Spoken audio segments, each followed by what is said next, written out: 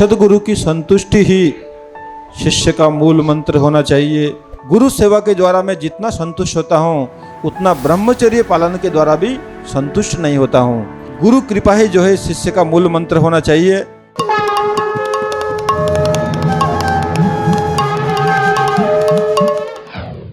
सदगुरु की संतुष्टि ही शिष्य का मूल मंत्र होना चाहिए। जो सद शिष्य हैं उसके जीवन का अन्य कोई मंत्र नहीं है, एक ही मंत्र है, सदगुरु की संतुष्टि।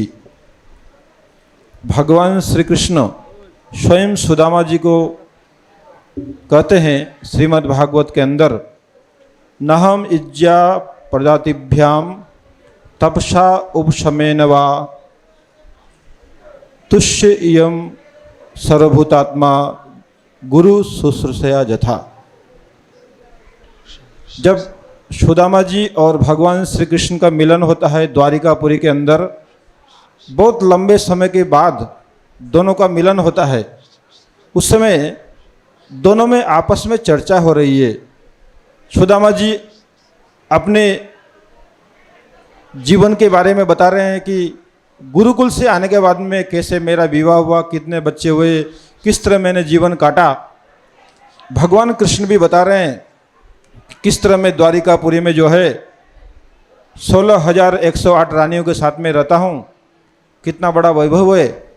इस प्रकार दोनों जब बातचीत कर रहे हैं उस समय स्वयं भगवान श्री कृष्ण सुदामा जी को गुरु महिमा कीर्तन करते हुए ये श्लोक उच्चारण करते हैं। भगवान श्री कृष्ण कहते हैं, हे सुदामा, नहम इज्जा प्रजातिभ्याम, मैं ब्रह्मचर्य के द्वारा, गृहस्थ आश्रम के द्वारा, वानप्रस्थ आश्रम के द्वारा एवं संन्यास आश्रम के द्वारा मैं संतुष्ट नहीं होता हूँ जितना कि गुरु शुश्रूषा के द्वारा, गुरु सेवा के द्वारा। स्वयं भगवान बोलते हैं, कोई निष्ठापूर्वक यदि कोई ब्रह्मचर्य का पालन करता है एवं ज्ञान अर्जन करता है, वह भी बहुत महान कार्य कर रहा है, वो भी बहुत तपस्या कर रहा है, किंतु उस ब्रह्मचर्य से मैं उतना संतुष्ट नहीं होता हूँ जितना गुरु शुश्रूषा जथा। गुरु सेवा के द्वारा मैं जितना संतुष्ट होता हूँ उतना ब्रह्मचर्य पालन के द्वारा भी संतुष्ट नहीं होता हूँ। यदि कोई गृहस्थ आश्रम में भजन कर रहा है, गृहस्थ आश्रम में है, वो गृहस्थ आश्रम की सब जिम्मेदारियों का पालन करता है, माता पिता की सेवा करता है, बच्चों का पालन करता है एवं गृहस्थ आश्रम में रह करके भजन साधन सब कुछ करता है, उसको भी अहंकार होता है मैं गृहस्थ आश्रम में हूँ, मैं श्रेष्ठ हूँ। कभी कभी कुछ गृहस्थ आश्रमों को अहंकार होता है मैं श्रेष्ठ गृहस्थ आश्रमी हूँ। किसी किसी ब्रह्मचारी को अहंकार होता है मैं श्रेष्ठ ब्रह्मचारी हूँ, मैंने ब्रह्मचर्य का पालन किया है, मैं गृहस्थियों से श्रेष्ठ हूँ।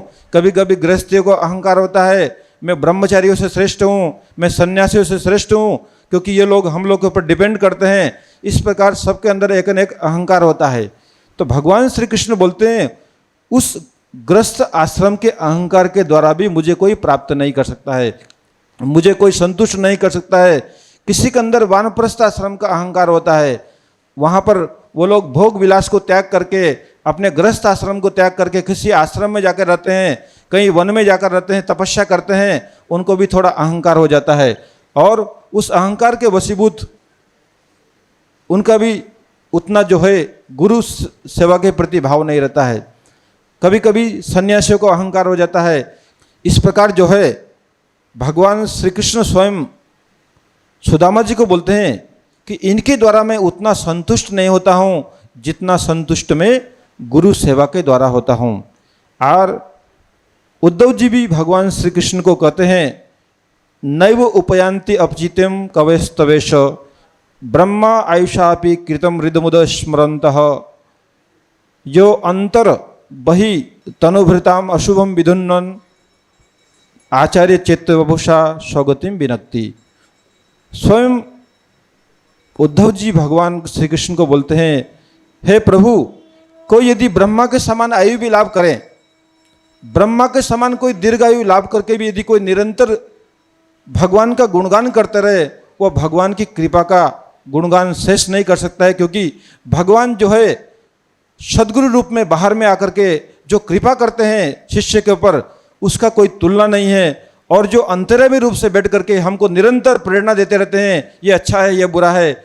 इस प्रकार जो है भगवान निरंतर जो है चैत्य गुरु और बाहर से महंत गुरु के रूप में, सदगुरु के रूप में जो जीवों पर कृपा करते हैं, उस कृपा का कोई तुलना नहीं है।